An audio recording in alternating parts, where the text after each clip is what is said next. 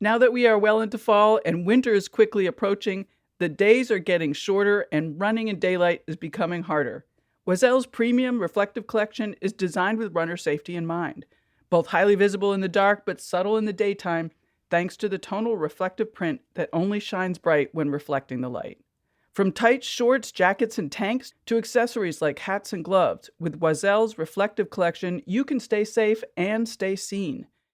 It is dark here in Cleveland where I've been running, so I just love Oisel's reflective collection. I'm a big fan of the firecracker tights. The bird pattern is so cute, and they look all over sparkly at night. To check out the firecracker tights and the rest of the reflective collection, go to oisel.com/collection/reflective, or even easier, click the banner link at the top of the Hear Her Sports website at hearhersports.com.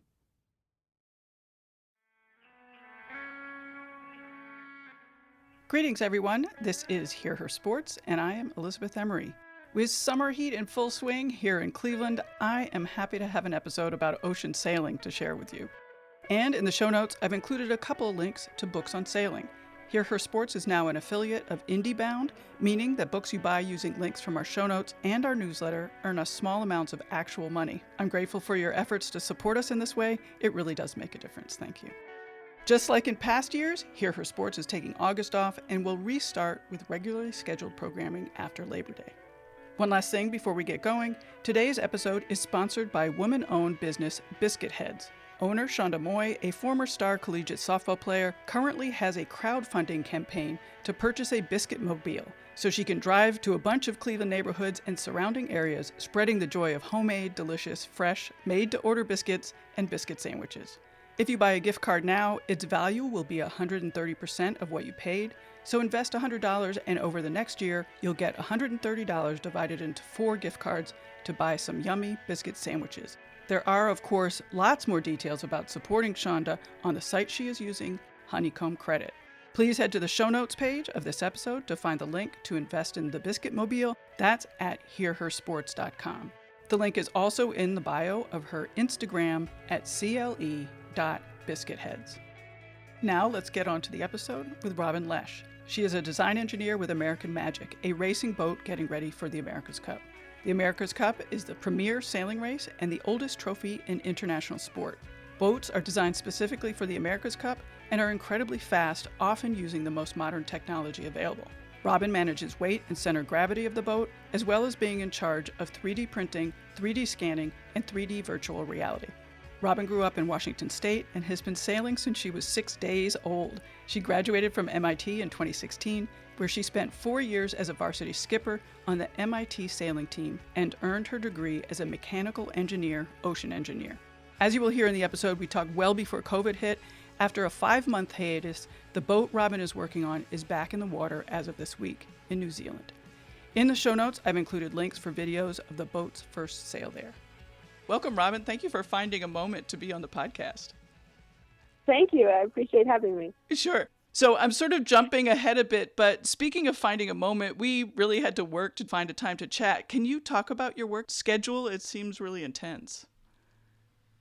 Yes, our work schedule is quite intense and fairly unpredictable. The basic schedule is 7:30 to 6, 7:30 a.m. to 6 p.m., but that is sprinkled with early starts, which are 6 or 6:30, and then working till whenever you need to get your stuff done. And then occasionally there's a day off, but we have one day, actually no day notice. We know the day before because it's weather-based or boat-based. So if there's a breakage, then we may have a day off. If there's no wind, we may have a day off.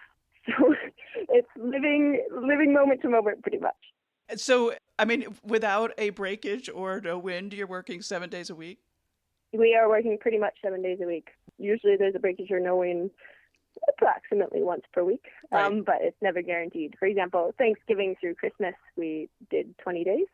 Wow. I called it a 20-day week, so Monday was 4 days, Tuesday was 4 days, Wednesday was 4 days, and by the time we got to the 17th day, we were in a Friday, so we were the 16th day, so right. However one can think about it. Right. But. And are early morning starts for a particular reason? Yes. So the typical time is starting at 7:30 and then working through the day. An early start, a 6 or 6:30, would be because there is better wind towards the beginning of the day. So our process from getting the boat in the shed where it stays at night out onto the water to sail, boat rolls out of the shed, the mast is attached by crane, and then the boat is craned into the water, and then all the onboard checks are done to make sure all the systems are working, and then we're off the dock. And that process takes about 2.5 hours. So if we have an early start at 6:30 and we roll out usually 6:30 or 7. 2 hours later, that's 9. So we're already partway into the morning. So if the best wind is between, say, 10 and noon, we really have to do an early start to get on the water. Right. So let's backtrack a little bit. What exactly are you working on? My official job description is weight and center of gravity.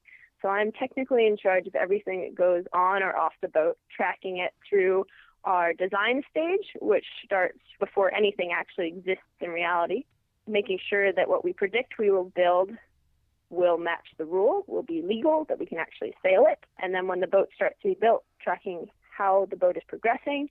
And then in this stage where we're tuning it for racing, helping to give the data for decisions about what stays on the boat for racing and what has to come off. That's my job description. That's probably about 20% of what I actually do. The rest of it is 3D printing and 3D scanning. So I will design any sort of fixture mount, jig, fairing controllers in CAD, and then print them and then either give them to the electronics department to wire, or to the aero department for a mock-up, or to the hydraulics department to help with an install, or etc. Are you able to describe the current America Cup boats? The current America's Cup boats are quite odd looking. If anyone's familiar with sailboats, they are a monohull, which means they have one hull, unlike the last America's Cup where a catamaran where they had 2 hulls. The hull looks like a pretty normal boat, but then it has these 2 weird foil arm things that stick out the sides. When I describe it in person, I just stick my arms out to the sides, sort of like a crab or something. They've got these 2 weird arms with foils on them, so sort of like an airplane wing. Instead of aerofoils, they're hydrofoils, so they're foils under the water, which lift the boat out of the water. So when the boat is sailing, there's only 2 sort of surfaces under the water supporting it, and then struts coming up from those hydro surfaces, and the boat is suspended in the air. And when I was getting ready for the interview, I saw that the weight is super important. Like, you have to be exactly the same weight as everybody else. Is that true? I was a little bit confused about that. Yes. So this is my first America's Cup. Many of my coworkers have done multiple cups before. And this rule is a little bit unusual in that there is no min and max weight. You don't have any flexibility in how much you can weigh. Usually you'd want to be lighter on a light air day if there's less wind, and then you want to be heavier on a heavy air day or something like that. This rule, you have no flexibility at all. We have to be an exact weight with a 1% measuring margin. In other words, I get 1% below the maximum for scale error and difference in gravity. So there's 12 kilo difference between here and the UK in terms of how much the boat will weigh because of the change in gravity. Wow. Who knew? So factors like that. Yeah. I know, right? I was like, well, isn't gravity 9.82? But it varies based on your latitude. That's incredible. So where are the compromises needing to come from?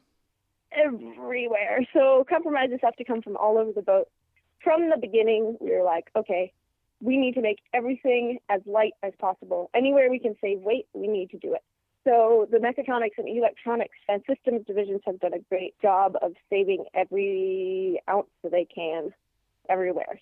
And then we can put any weight that we do have into control systems or structure in the boat or speed-making devices.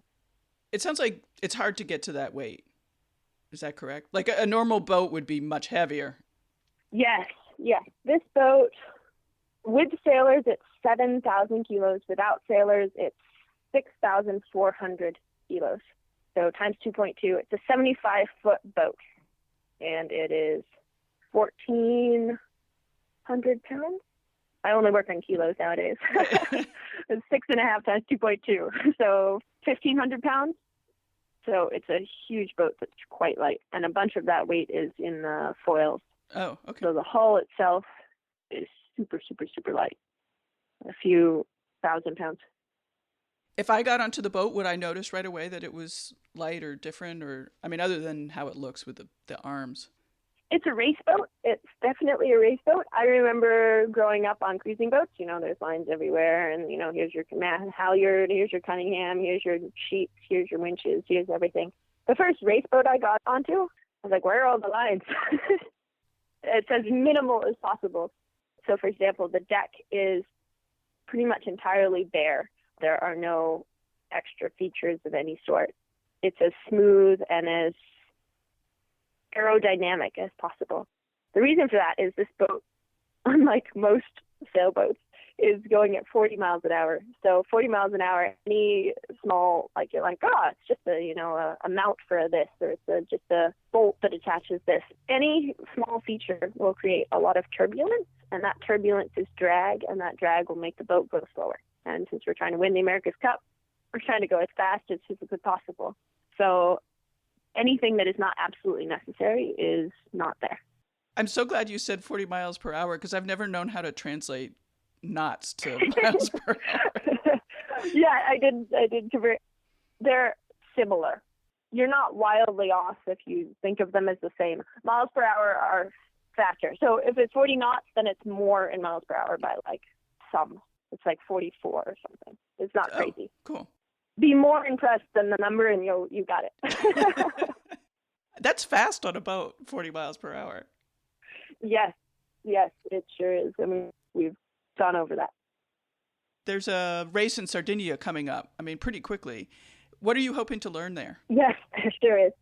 The races before the America's Cup, starting with the one in Sardinia, are really interesting and important because they are the only times where we can sail our AC-75 against other AC-75s.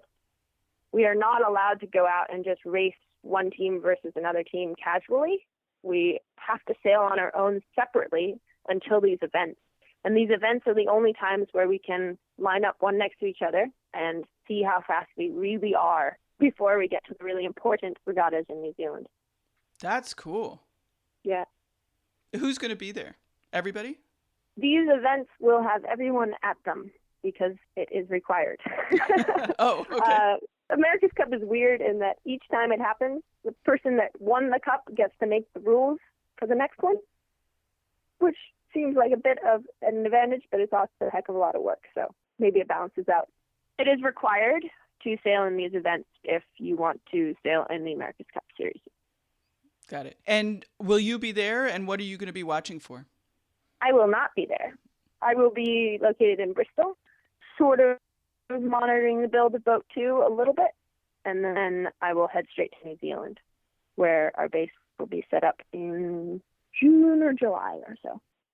How much will you be able to change after the Sardinia race? So technically, this boat, Boat 1, it's a race boat because it's going to race the series, but it is not a boat that will race the America's Cup. So we can implement things that we learn in these events into Boat 2 that will race for the America's Cup. I guess I'm wondering a little bit about the turnaround time of manufacturing different parts or creating different parts. Yes, the turnaround time is always a challenge because the one thing in the America's Cup that we don't have in excess is time. There's very, very limited time. So that's one of the reasons the 3D printed parts are so useful, is that I can CAD them, print them overnight, and hand them to whoever needs them either the next morning or a couple hours later. So that instant turnaround is super valuable because something breaks and we need this thing or we need to make this change and go sailing at 6 a.m. the next day. It's that sort of invisibility of turnaround. You don't need to go to a machine shop and wait 3 days. Mm-hmm. In terms of build of the boats, it's sort of amazing how the design works. So the design overlaps with the build. In other words, we're trying to build the boat so fast that the designers release the parts of the boat that they know are going to be a certain way. And while those are being built, the designers kind of figure out the rest. So designs are released as they are needed, in essence. because we want to condense the schedule as much as we can, because then we can learn from the prior boat and implement those changes or that knowledge further down the line. So that puts a lot of pressure on the builders because they don't have any information about what is going to go on top of this or what is going to be the next shape or what's going to be the next piece. And it puts a lot of pressure on the designers because the builders are almost done with the last thing and now they need the next thing. But it's the only way to build a boat as fast as possible with the most maximum information. Yeah, talk a little bit about how big your team is, and you're so tightly linked in what needs to be accomplished and how. So talk about how that works and how it's been to learn how to work with a team that big and with the time pressure. Our team is fairly big, and it's also a little bit spread out because we're in multiple locations across the globe, in Bristol, Rhode Island, and in Florida right now. And then we have an office in Spain, well, soon to have New Zealand.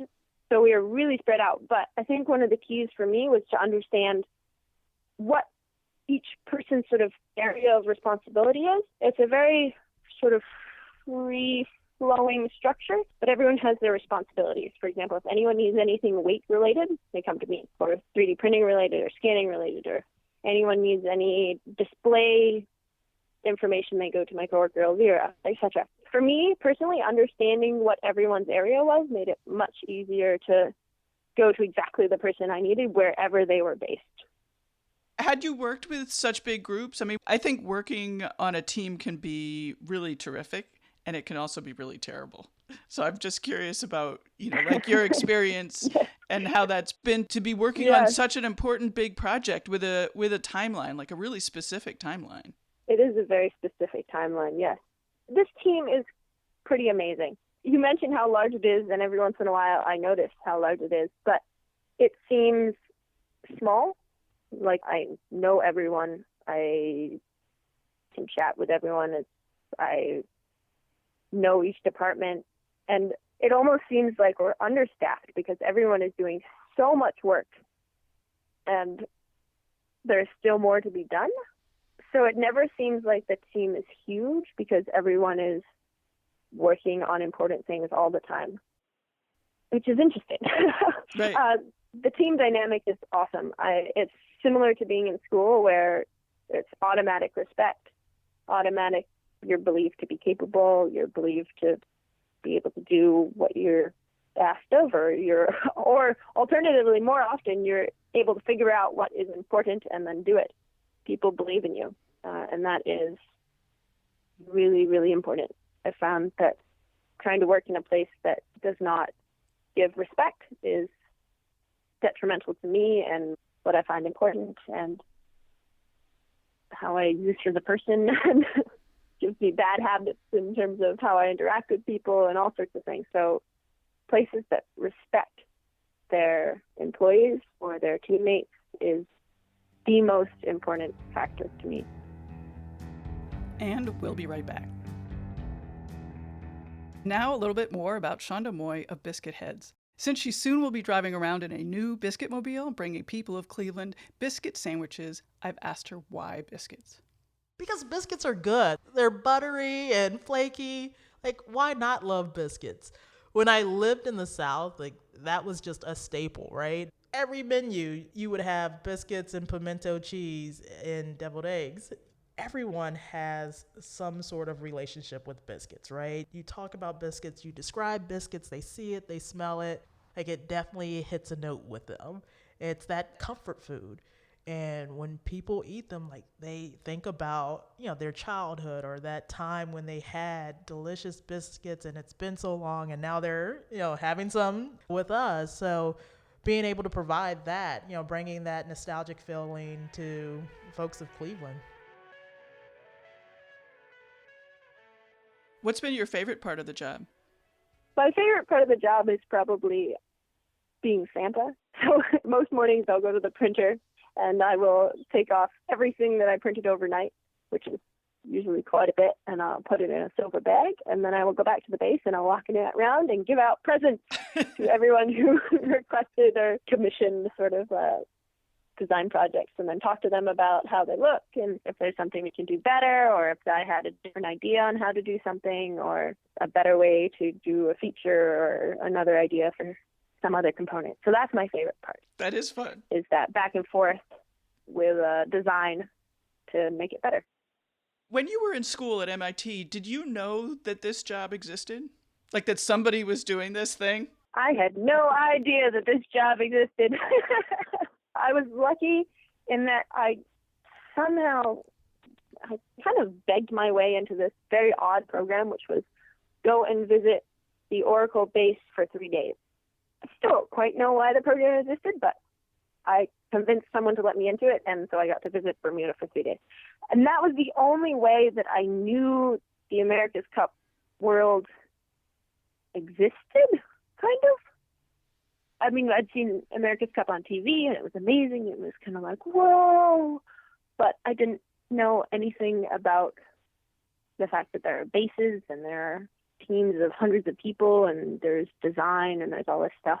So I got that tiny sneak peek, but I kind of forgot about it, I guess, and went on with my school and exploring and sailing and etc. And then through Oakcliff, got this job offer. Actually working with some people that I met on that trip. So it's sort of, the world comes full circle. What had you thought you would be doing after school, given your degree? My degree from MIT, mechanical engineering, ocean engineering, often goes in two directions. One is offshore oil and gas, or military, like military research. And I have inverse interest in both of those. I know, I was going to say, I think you picked the best option. Yeah. And I decided pretty quickly I was not going to go in either of those directions. But my major is quite small. It was 4 or 5 graduating students my year. So I figured, well, there must be a lot of other stuff to do, just nobody does it. So I decided to do whatever else I could find. So graduating from MIT, I went to Oakcliff and decided to explore the sailing world, see what happened. My bailout was fly back to Seattle, live with my parents for a month, get a job in Seattle, working something random, and then apply for jobs in San Francisco, and then move to San Francisco. That was my plan B. If the sailing world falls apart, I have something else that's cool, and it'll be fun as well. And that kind of gave me the freedom to just jump in and see what happened. Do you still get to sail regularly? That is the one downside of my job. I sail significantly less than I have in the last 7 years. College sailing in school, I sailed 6 days a week. 2 of those days were regatta days, so that was solid 20-something, more than 20. A lot of hours of sailing per week. And then at Oakcliff Sailing, I was sailing every day. And here I sail every couple of months. So significantly less sailing, but I will always be a sailor. And I will return to racing when my job gives me more time. Right. And what are your long-term goals? What would be next after this? What is next after this is a really interesting question, because I've been told multiple times by many, many people on the America's Cup that the America's Cup is very weird because you put your full essence into a job for 3 years and then it stops. It ends. There's nothing else. It's a dead end. Sorry, not dead end, because if you do well in the Cup, maybe hypothetically in a year or 6 months or 8 months, you'll be hired to another team. But in between, it just ends. There's nothing. You go from full 24/7 constant to, oh, well, done. Back up, and everyone go their own ways. So the only thing that's pretty determined that I'll do after this is take a vacation. Sure. That seems to be the most recommended activity post-America's Cup. Job-wise, beyond that, one of the reasons I became the 3D printer lady, queen, whatever, is that I have thought 3D printers are super, super cool for a very long time, and I haven't gotten any opportunity to use them. So because they weren't being used here, I just started printing things, and through the last 2 years have learned a huge amount about additive manufacturing. We're partnered with Stratasys, and I work with a gentleman at Stratasys weekly, sometimes daily, definitely weekly, and I go to events with them and talks for Stratasys and 3D printing conferences. So I could go into an additive manufacturing direction. I could stay in sailing. I could go to design because I've learned a lot of CAD and 3D modeling. There's a lot of different areas. I have always figured that if I can understand what a company wants from their employees in a job, I can present my unusual experiences in a way that makes me one of the only candidates that has anything like my experiences. It's on me to state what I have done in a way that is attractive to what the job needs, but if I'm able to do that, maybe I can go in whichever direction I would like. We'll see. Did I hear you say that you were the one that brought 3D printing to the project? I played a huge part in bringing 3D printing to the project. We had an Ultimaker, which is a little desktop printer, which I'm looking at one. We still have a couple. And I was learning the CAD software because I decided that I should probably learn the modeling software that we use. And then I was like, well, nobody's using this printer, so I'll just print this thing and see what happens. And then I did, and someone said, oh, Robyn, you're using the printer, yeah? And I was like, yeah, was that okay? And they were like, yeah, could you print me this thing? And I was like, sure. So I started printing things on the Ultimaker, and then we were printing straight out on one Ultimaker. I said, okay, we need a second one. So we bought two Ultimakers, and then we were printing straight out on those two. And the quality is fairly good for a desktop printer, but we needed something that was a lot faster just for all the things that were being needed. So I said, okay, we need a real industrial 3D printer.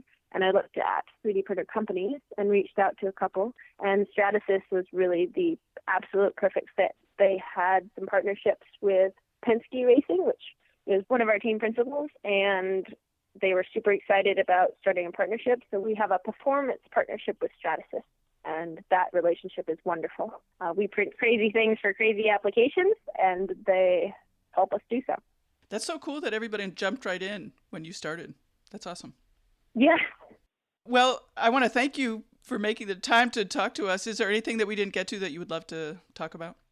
So the other two things I do is 3D scanning and virtual reality.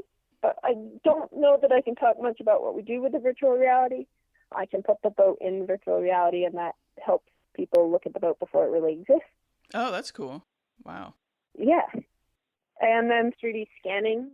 We can scan something to check what its shape really is, compare it to CAD and see how the build shape compares to the design shape. And then we can also scan a part, put it into CAD, and then create a shape around that piece. We can make parts fit reality without a lot of shaping and fitting and sanding. The scanner is very valuable. It's a cool tool. Yeah, I saw you working on the hull, which seemed really cool. You were scanning the hull and making a top piece, I guess. Yes, that was a cool little project. So that was scanning the sort of the fairing around the bobstay. So bowsprit is the thing, that weird pole that sticks out off the front of the boat. The bobstay is the wire that holds the bowsprit, and then that bobstay goes into a hole in the hull. And that hole in the hull is a shape.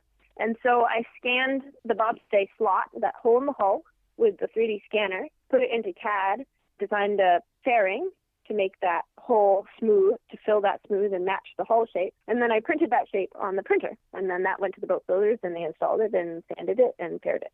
So that was a full circle project. Yeah. I just think that's so awesome. Well, thanks so much. Thank you very much for being here. I appreciate it.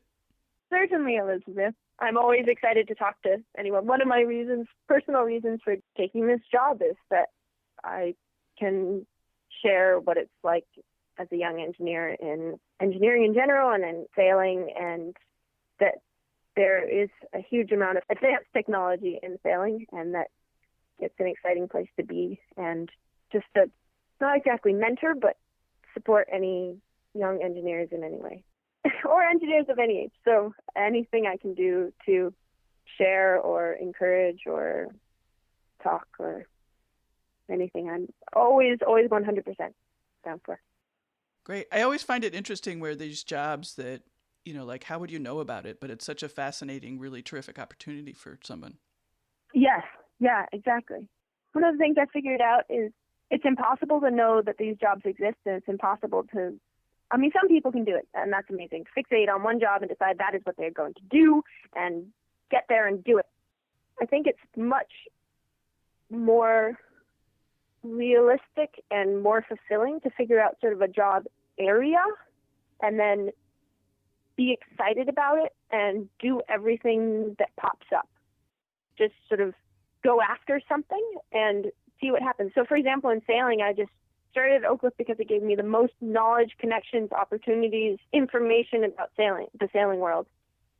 And then I jumped on every opportunity that arrived, every event, every meeting, every talk, I just said yes a lot and was excited about what I was doing. And that excitement really opens doors and lets you see lots of areas and lets you explore and get further more easily than chasing one specific thing. Decide what you're excited about and then go do it. Awesome. All right. Thanks so much. Neat. Thanks, Elizabeth. Yep. Bye-bye. Bye. And that's it for this week's show.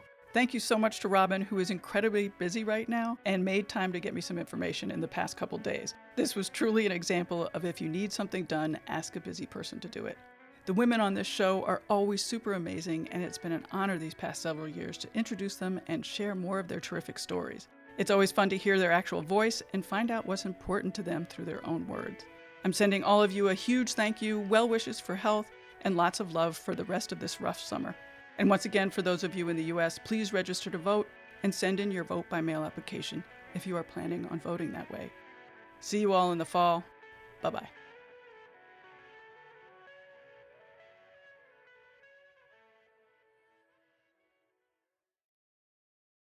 Hey there, my name is Michael Laminato, and this is Pit Pass F1, a brand new podcast that'll take you closer to the action of the world's most prestigious motorsport. From Monaco to Miami and Australia to Azerbaijan, Pit Pass F1 is on the ground and has you covered. Esteemed F1 journalists Julianne Cerasoli and Chris Medland will take you inside the sport every round. They'll keep you up to date with the latest news breaking in Formula One and the most influential views shaping the world of Grand Prix racing.